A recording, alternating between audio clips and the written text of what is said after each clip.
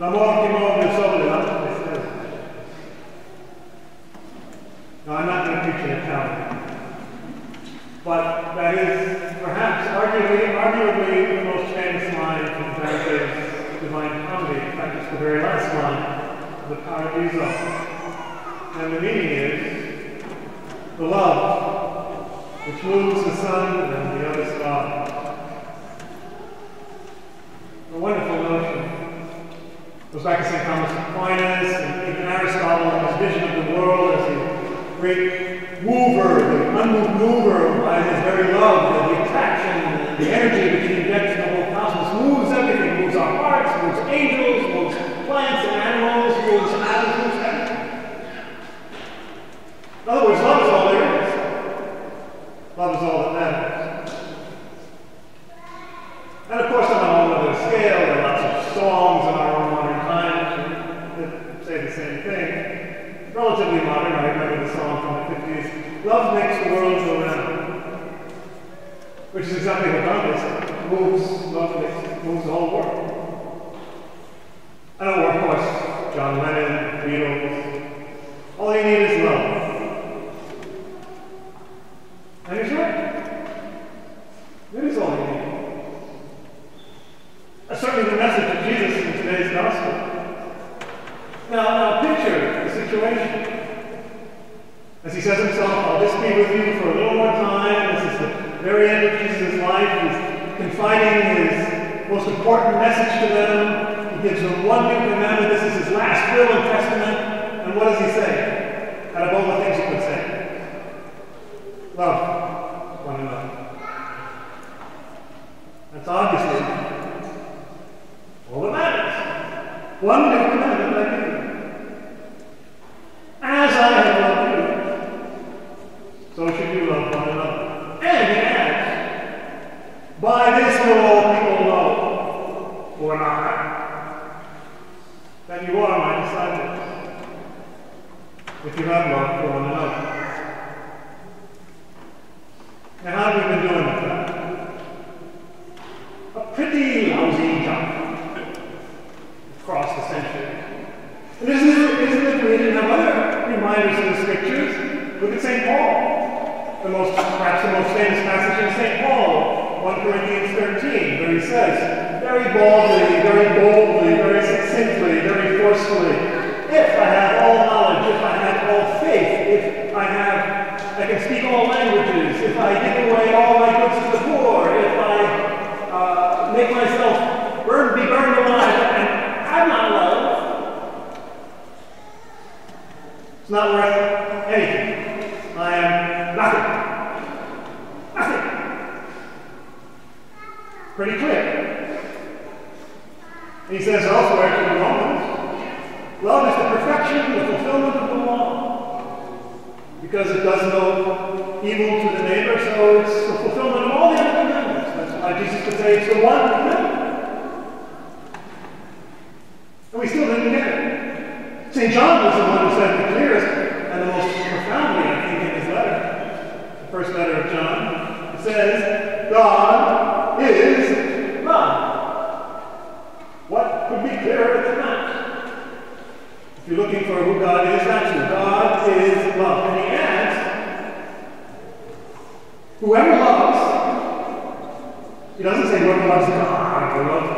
Whoever loves, simply, whoever loves at all knows God and is born of God. I mean, that's amazing. It boggles the mind. Not only just to say God is love, but whoever loves knows God. Even if they don't know they know God. They know God because they love. And they're born of God. It's a whole new life they live. They're caught up into that whole current, of divine love, which moves the sun and all the stars. It's amazing. And yet we've missed it. Why? Is it too simple? Is it too difficult? We've turned it so often in history into, okay, I'm a Christian or I'm a Catholic because I believe this and this and this. very precisely about some of Jesus, Trinity, with church, with a cult. Or I keep these moral rules very carefully, and that qualifies me as a Christian. Or, especially in our own time, I hold the correct opinion about this and that social and political issue all the time. So, I'm a Christian. Sorry, doesn't wash. It's not enough. It's not what God asks. We excommunicate each other, we chop off each other's heads because we don't agree about the supremacy of the Pope or whatever. What a scandal! No wonder the world rejects us. Jesus himself says, by this will people know that you're my disciples. And so if we don't show that love, well, why should anybody believe that we have found God? When if they love, they already know God without us. Let's give the proof. And yes, of course, not saying that love is easy. If you have any experience of love, you know it is difficult. It is hard, it is challenging. You have to discern where true love really lies. It can bring us struggle. As the first reading says, there's through many trials, through many sufferings, we must enter the kingdom of God, yes. And Jesus, again, is a prime example of that. He loved, as the same chapter, John says at the very beginning, he loved his own to the end. Perfectly, through it all. And how is that? It means that he loved in the face of persecution and injustice and betrayal and unjust execution and cruelty and suffering and death. He still loved. He still held forth his mercy. He still forgave. Father, forgive them, they don't know what they're doing.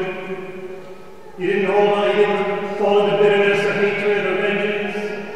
That's what redeemed the world, not the suffering itself, but the fact that in the midst of that, he maintained the love. He revealed God's glory. That's what Jesus says. Right at the moment of his betrayal, right before his death in today's gospel, he says, now is God glorified. And the Son of Man is glorified. And he'll be glorified at once. Why? Because right then and there, God was made manifest. God's glory was revealed, as it will continue to be. Why? Because the God who is love continued in and through his Son Jesus to love. The glory of God was revealed in Jesus' love in the face of betrayal and hatred and cruelty and injustice and death.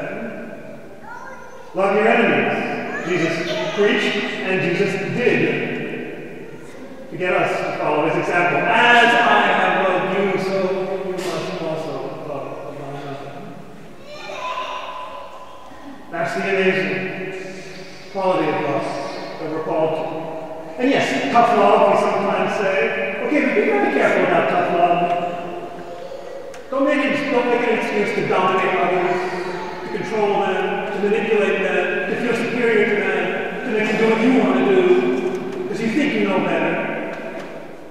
Love, as Paul tells the Corinthians in his discourse on love is patient.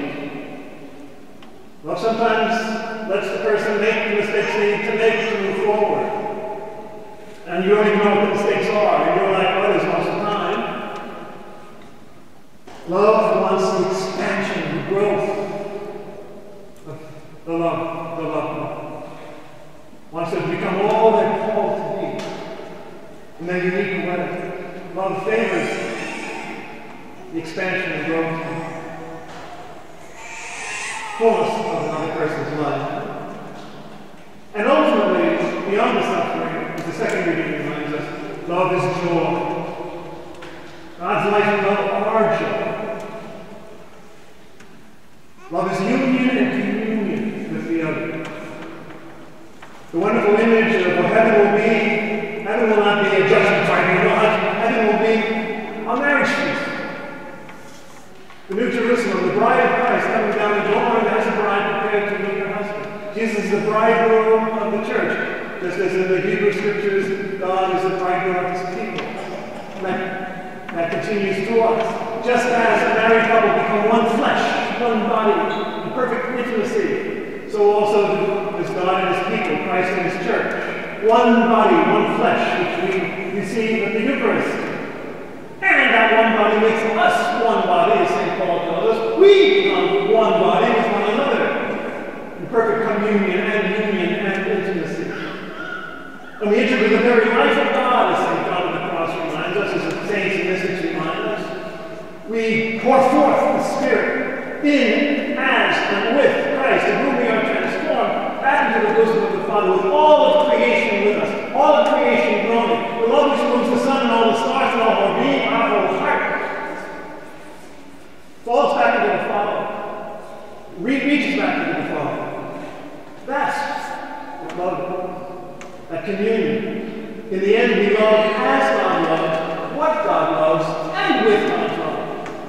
As God and with God. Love and do what you will. St. Augustine said. The same one who said, God is more intimate to me than I am to myself. Continuo intimo me.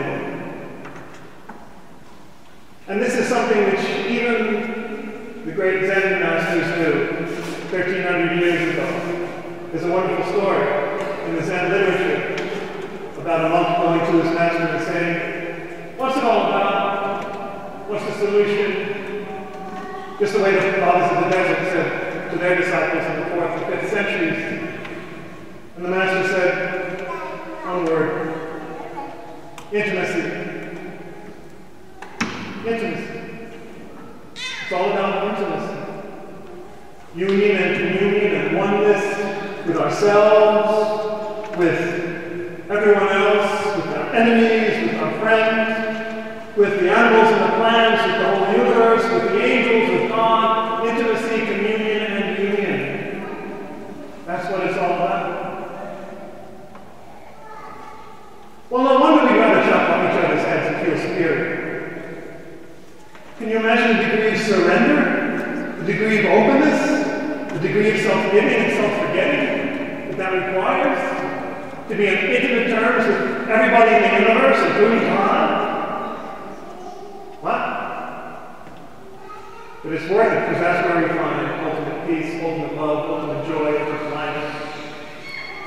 Not just feeling smug about ourselves because we're Catholic.